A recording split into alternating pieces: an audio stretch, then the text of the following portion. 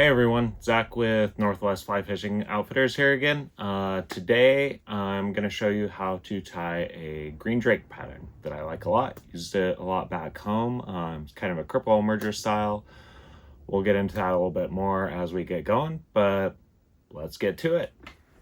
Okay, so we're starting with our hook and our vise here, and today I'm going to be using an Ahrex FW 531 in size 10. This is basically just a standard dry fly hedge hook. Has this straight eye, which I like for this pattern. I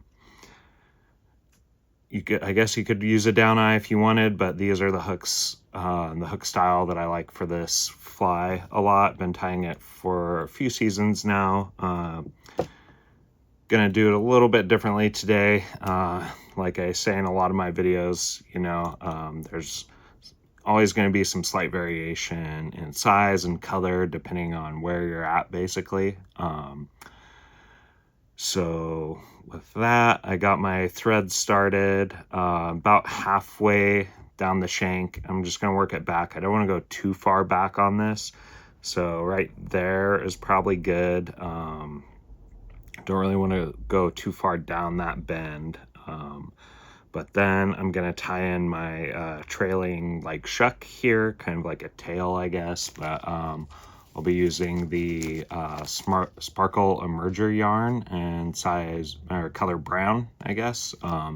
This stuff's really great for this and for anything like X caddis or caddis pupa or anything. That's it's kind of what it's made for. So I don't want to go too long on that, but I just trimmed like one strand of this off, like just a little tip section here. So I'm gonna do that in like, I don't know, probably not quite the length of the shank of the hook. But yeah, just keep that pinched tight, get it tied in. Pretty easy. And good thing about using kind of synthetic materials like this is it doesn't have to be perfect. We can trim that down. I probably will trim it a little bit. Don't want to go too nuts, but just to get it to the right size that we want. Get up here, back where I started my thread, basically. Trim that off at an angle so we can finish securing it nice and flush. Get a good even taper there. Trim some of these back a little bit. That should work. I really like the Cripple Emerger patterns and like any style of dry fly, I guess technically dry fly. For a lot of reasons, one of the reasons specifically is that it can be a little messy. That's kind of the point, like where it's at in its life cycle, it's a little messy. So it's gonna have some wiggle to it, be a little rough. Not too rough, but it's a good one because you don't have to be quite as precise as some of the intricate dry fly patterns. Now I'm going to tie in my ribbing material, which is, I'm just using the uni soft wire and small neon olive. Back home, the drakes were a little bit darker. Out on the Deschutes, they have almost like a cream body with some olive highlights and then like a dark green thorax. They're a little bit more cream on the Deschutes from what I've seen. So I'll just kind of be doing the opposite, be doing a little lighter. So I'm going to use tan foam, which we'll get to, but I still want that olive highlight. So I'll be using this as my rib material. Back home, I do like an olive foam with a black wire. But whatever. I've noticed I tend to ramble a little bit on these videos. I'm just trying to keep myself occupied while I tie these for you. Usually I'm just at home with baseball in the background or listening to music or whatever, because fly tying is very relaxing for me. So I like to relax while I'm doing it. But for this, got my rib material in here. Still, like I always do, I'm gonna leave a little bit of a space back here. I just think it looks a little better, and when we tie that foam down, we don't want to tie it like down the shank and give us kind of a weird prop that's going to make our fly sit kind of funny on the water. We want that to be a little kind of flat, you know, as flat as possible, but we'll get to that. I'm getting ahead of myself here. For the body part of this, since we're doing kind of this cripple emerger, the nymphs are pretty dark. I'm going to be using just the ice dub, like pheasant tail. I added my dubbing wax, which pretty much always like to do when working with ice dub, as you've heard me talk about before if you've watched the last video particularly. Just makes it a lot easier to manage, to get on the line flat when we're noodling, or our thread, I guess, not our line. When I'm noodling this on, it's going to want to kind of go everywhere, but that wax just helps it stay put, which is what we want it to do. Again, you know, it's kind of doesn't have to be super perfect on these, just because it's that, you know, emerging pattern. So there's kind of a lot going on with them as they're shedding their husk on the surface of the water and trying to dry their wings and fly away. But just gonna get this ready to go. This is another kind of bigger dry fly. Like I said, I'm doing it in a size 10. You could do like 12s or 14s depending on where you're going. The size of the drakes, like on a lot of waterways, is kind of tied to the system itself. Bigger rivers seem to have a tendency to have bigger bugs and vice versa, so just something to keep in mind. Luckily, this one's not super complicated, so you could size it down pretty easily. Don't know that I'd necessarily ever go bigger than 10. I guess you could if you wanted to, but for me, 10's kind of the high end of that range that I'm going to tie these. But I usually will have a couple 10s and 12s. You know, it's always best just to be prepared, especially out on the Deschutes. Hate to drive all the way out there and then not have the right size fly. That would kind of can ruin your day sometimes. Maybe not ruin it, but you know, it's always more fun just to catch fish and feel like you're prepared, if nothing else. Sometimes I feel like my fly box is a bit of a safety blanket, which is why I have so many options in there. Even if I don't usually use all of them, I kind of stick to the same stuff most of the time. But especially being new to this area, and not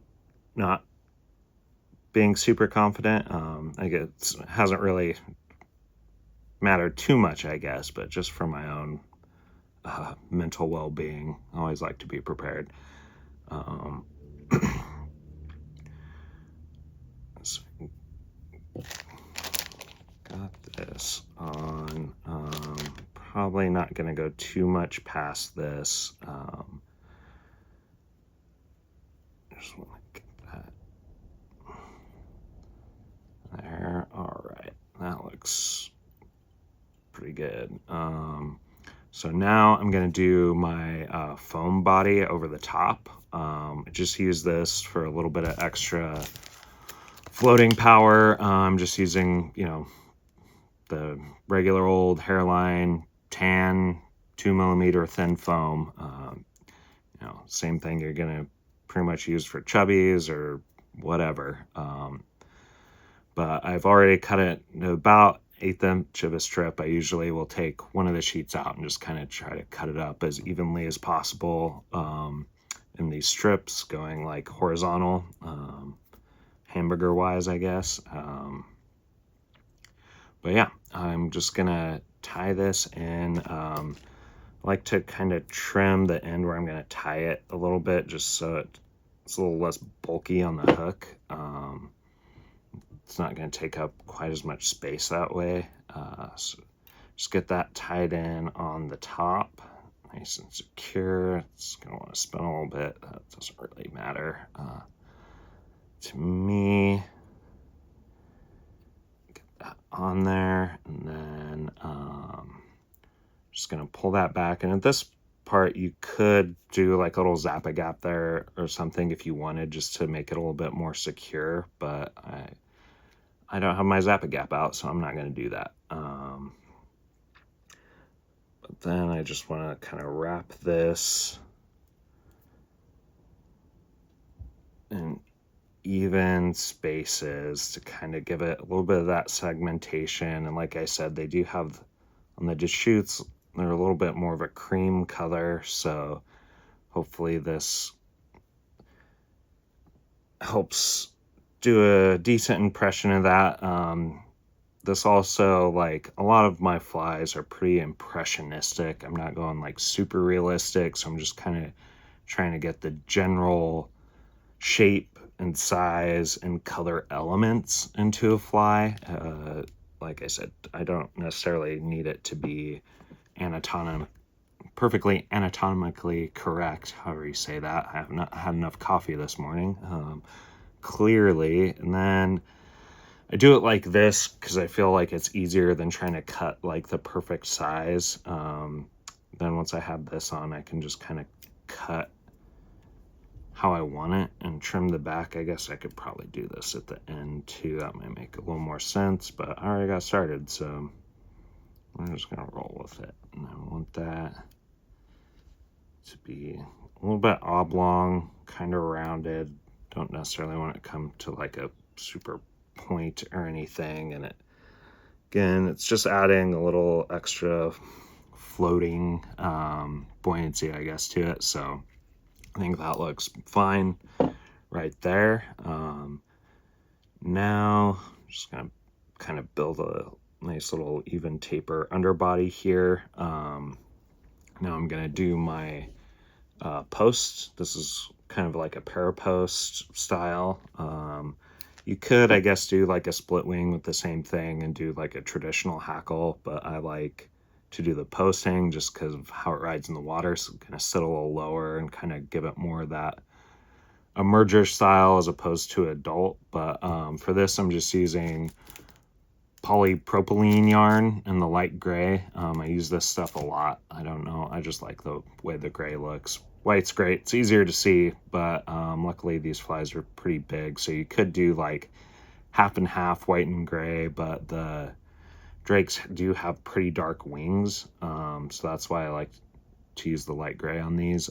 So I've just V-wrapped this. I'm just going to secure that kind of to the top here. I'll probably go back a little bit so it's not going to want to kick forward on like kind of a weird angle, but yeah, it's good right there. Do a couple securing wraps right in the middle and go kind of in front and behind a few times. And then here, I'll start wrapping up this. I like to go kind of soft around, pinch the top, and then tighten it down. It'll kind of want to slip on you sometimes, and that might happen to me right now. Hopefully not. I've been doing kind of a lot of flies in this style, so I think I've gotten back on the bike, as they say, and remembered how to do it. I was having a little bit of trouble at first, but we're gonna do kind of a lot of hackle. See, there it goes. Do kind of a lot of hackle on this, so I want to go kind of far up. So we're actually going to tie in 2 hackle feathers, which I will get to in just a second. So went up, brought it back down. It's going to give us a nice post to do our hackles on. So got that there. So for the hackle feathers, I'm just using kind of the hairline, half grizzly saddles, and olive and natural grizzly. As you can see here, I've already got these sized out, and the stems kind of peeled back for my tie-in point on them. like that. I'm just gonna kind of stack these, and these I've sized out to a little bit bigger. They're closer to a size 8. I want them to be pretty big and be able to spread this out, spread the weight of this fly out so it floats a little better. As Colby mentioned, I'm starting a little bit in front and then gonna go just up, trying to keep these in place as possible. This is gonna be a bit of a pain in the ass. Let's try that again. I'm just gonna start behind, actually. Well, I guess that's still in front. Jeez Louise. This can be a little bit hard doing it with 2. It's a little bit easier to manage with 1. I suppose I could probably just tie 1 in at a time. I don't like how that works, but you know, whatever.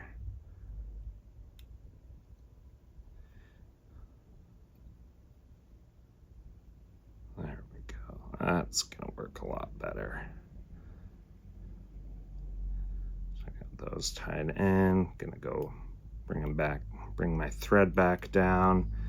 I'm gonna do some of the thorax dubbing. I'll get these out of here.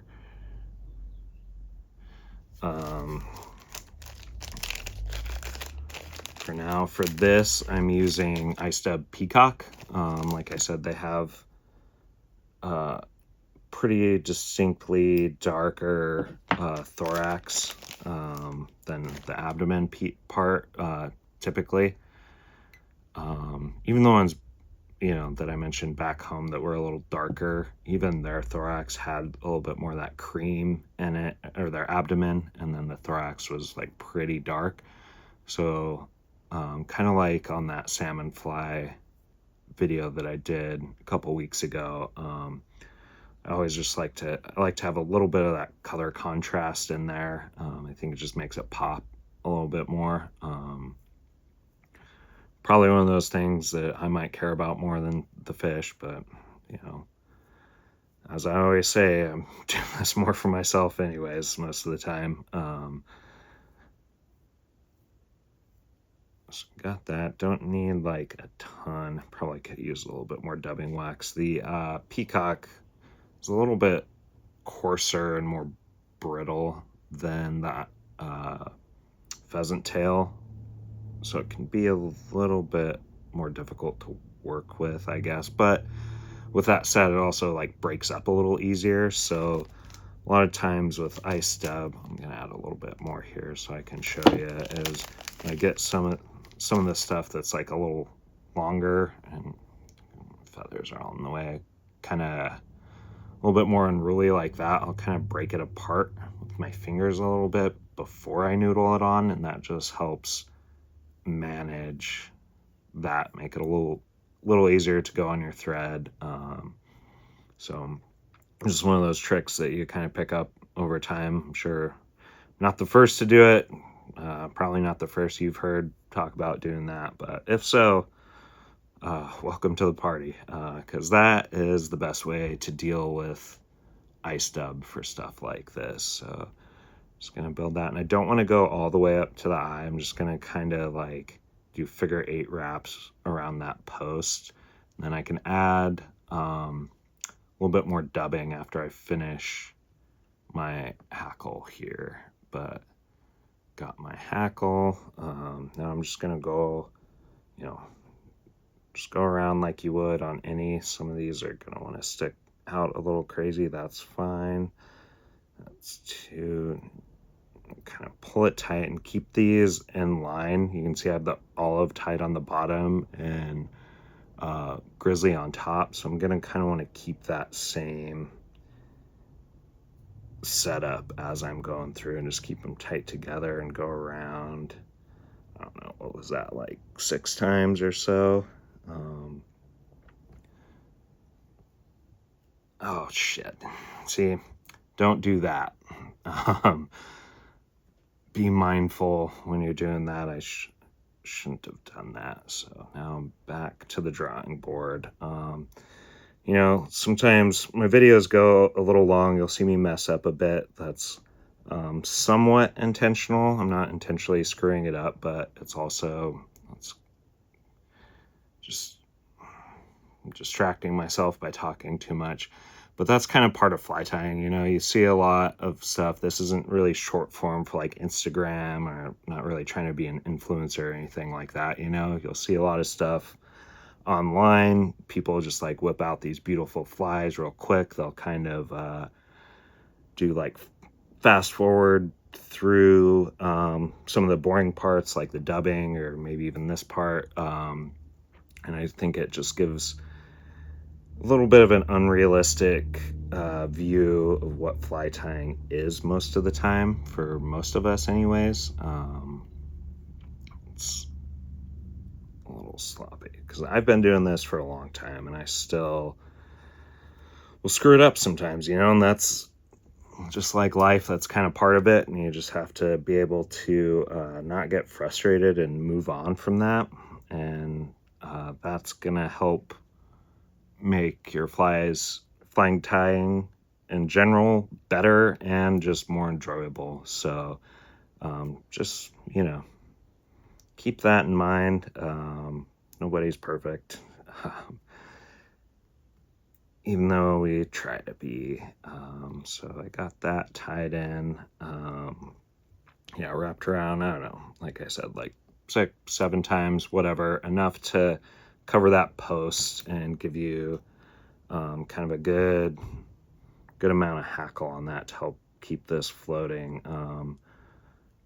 I think I got distracted earlier when I messed up, but yeah, Colby and the video him and David just did kind of talked about the water that the green drakes like to live in. It's usually kind of like the end, you'll fish for more than like the end of riffles. They kind of like that more like boisterous water. They're big, beefy bugs. Like even as nymphs, they look pretty intimidating, honestly. They're super cool. We found a few on the last intro class that Zach and I taught. We kicked up a few in our seine net, and yeah, they're pretty gnarly little guys. I guess it's all relative. They're pretty big for mayflies, but yeah, so we just want enough hackle to kind of help, like I said, keep that floating in that kind of more rough and tumble water, which is why I like the foam on this too. So I added my dubbing wax, just gonna do a little bit more dubbing over where I tied that hackle in. And you know, this is just how I do it, and especially my like para posting, there's probably might be better ways. I know there's like a lot of information out there on how people do it, how people like to do it.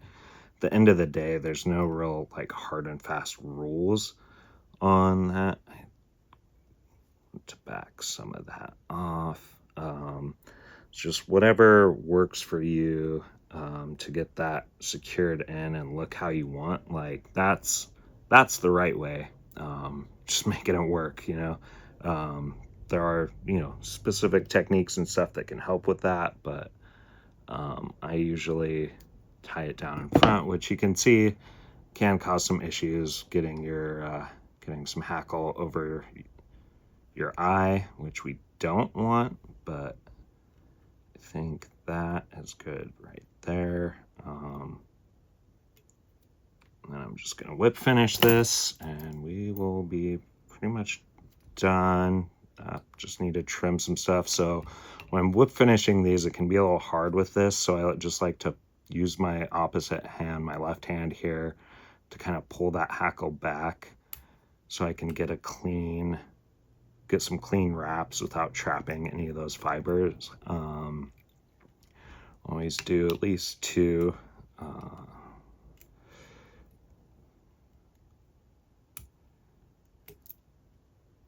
Pull that tight, and that should be good. Then you can always adjust your hackle, your post and your hackle. See, Like now it's laying down pretty good again. Just preen it a little bit, you know, make it look nice how you want it. And I'm just gonna trim my post here. I like to trim it at a little bit of an angle because their wings kind of have that, you know, classic sailboat look. Doesn't have to be too crazy. Like I said, it's emerging. It's not an adult yet, so I'm not going super realistic with it. But that is my Crippled Green Drake emerger, or the wheelchair Jenny for any of the Degrassi fans out there. All right, so that's my Green Drake cripple pattern that I like to use a lot. As I mentioned, as I was tying, you know, it should float pretty well. The gray can make it, I guess, a little tough to see, but it's really big. That's also one of the reasons why I kind of like using the tan foam. Should, maybe, we'll see, make it a little bit easier to see. But we should be seeing, I know there are already green drakes going off on the Deschutes, you know. We'll probably see them on any of the other streams that have them here pretty soon. And yeah, it's pretty kind of lightning in a bottle. If they don't hatch for long, there's usually not a ton of them, but if you see one, it's time to throw something like this, you know, any of the Jake's hatchbacks or Carnage, whatever we have downstairs.